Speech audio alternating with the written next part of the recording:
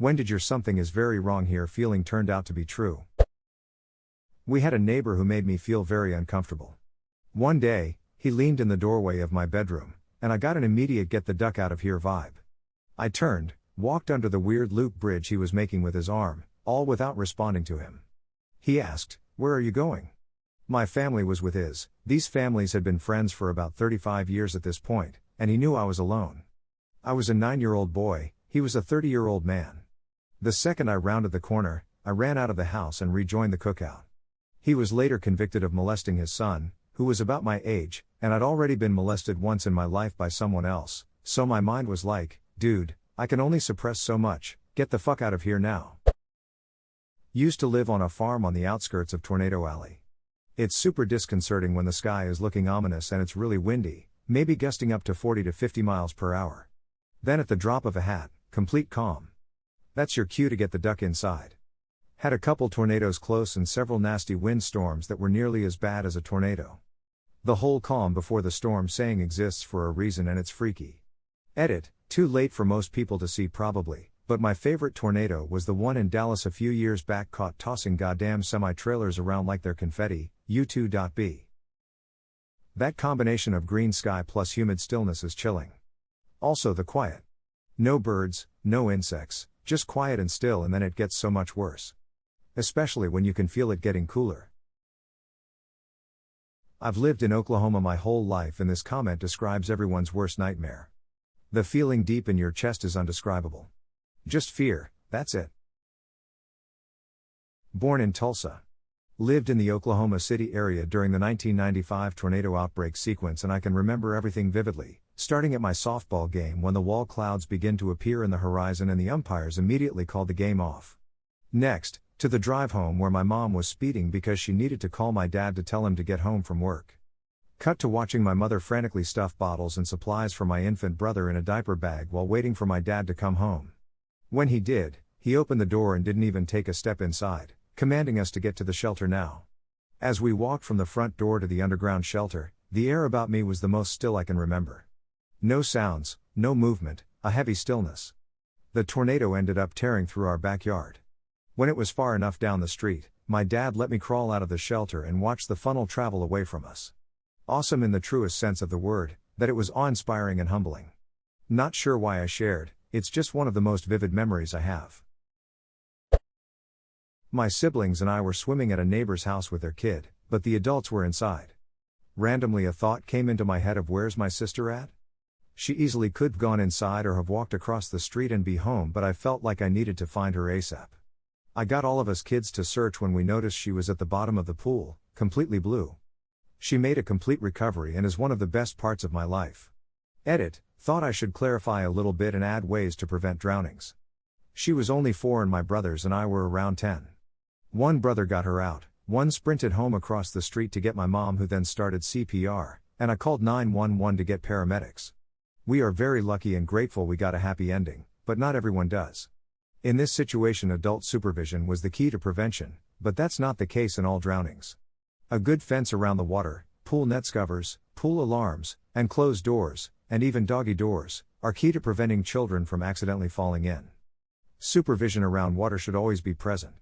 And finally, swim lessons, knowing CPR, and knowing what to do in an emergency are also extremely important.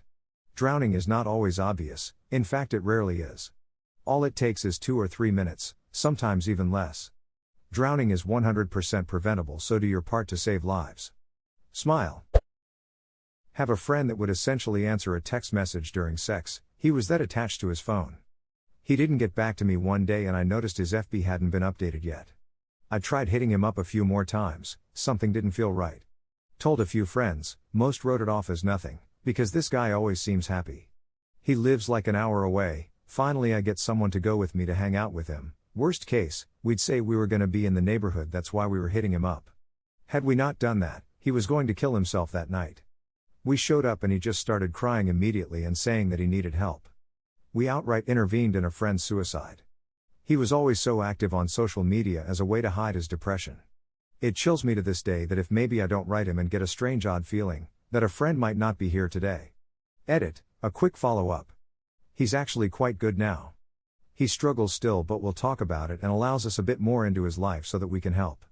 He's got issues that I myself have, but would never mention it before, so now we can talk about a lot more things. But overall, he got the help he needed and lives pretty well these days. I'm so glad you acted on your instinct. My mom and dad had this friend that I hated. I thought he was just creepy and weird, and when I'd tell them I hated him they were like, be nice. Blah blah blah. Turns out he molested his stepchildren, now has in jail. There is such a thing as a feeling of impending doom when your body is like, yo, you are about to die. It is a real thing. I had not been feeling well, and all of a sudden I sat up and had a distinct feeling of you are going to die soon if you don't do something. I drove myself to the and on the way was getting chest pains. I went in, told them, and they took me to the back. After some tests there were a lot of people around me injecting me with a lot of different stuff.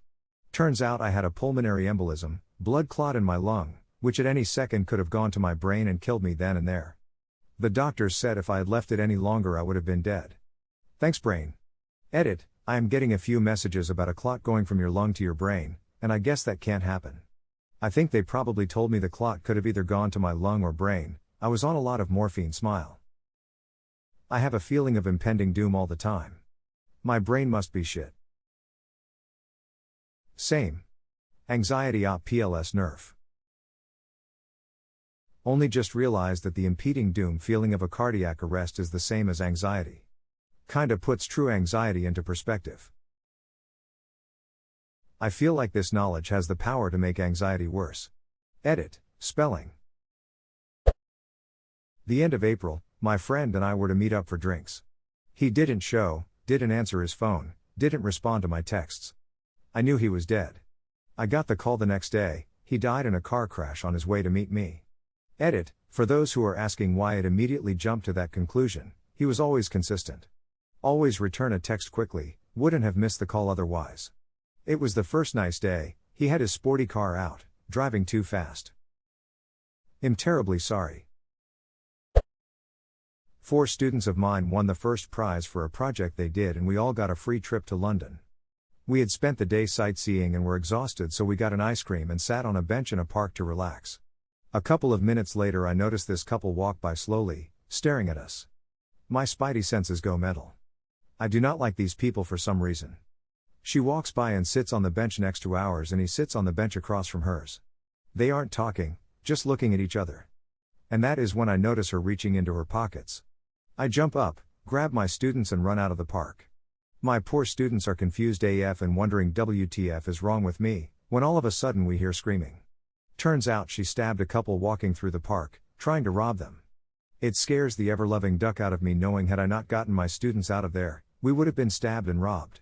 Edit, after reading all the comments, I would like to say that even though that did happen to us, London is a frit destination of mine. I've been back twice since then, I just avoid parks lol. Also, thank you for the gold smile. Good teacher. You win the prize for paying attention. Family friend from my uncle's church was on vacation with us when I was around 11 or 12. I wanted to go for a walk in the woods, my mom said no, he jumped in and insisted he would go with me. She says yes. As we're walking I'm getting this weird vibe from the guy. He keeps insisting on taking pictures of me, I keep getting more creeped out. Eventually he's got my cornered and my mind just goes into total fight or flight. He's got his hands on my thighs and there's nowhere I can go, so I'm plotting in my head how I'll launch myself at him and gouge his eyes out. Just as I'm about to make my move, a relative who knew he was a pedo and was worried about what would happen makes his presence known.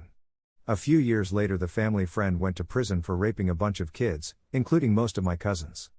I'm pretty sure I was almost raped that day. How was this guy still allowed around your cousins after this incident? Something is not right, that guy should have been beat, shunned, shamed and handed over to police the very first time.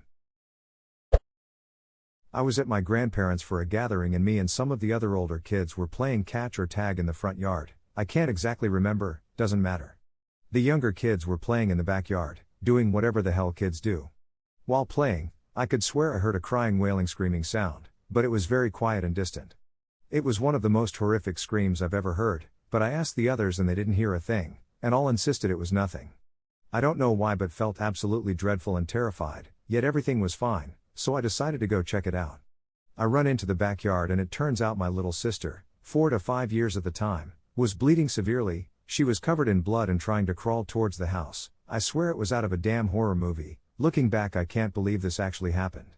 Long story short, my little cousin, 7 to 8 years at the time, decided it was a good idea to play catch with some broken glass he found in the backyard, and ended up cutting her jaw very deeply.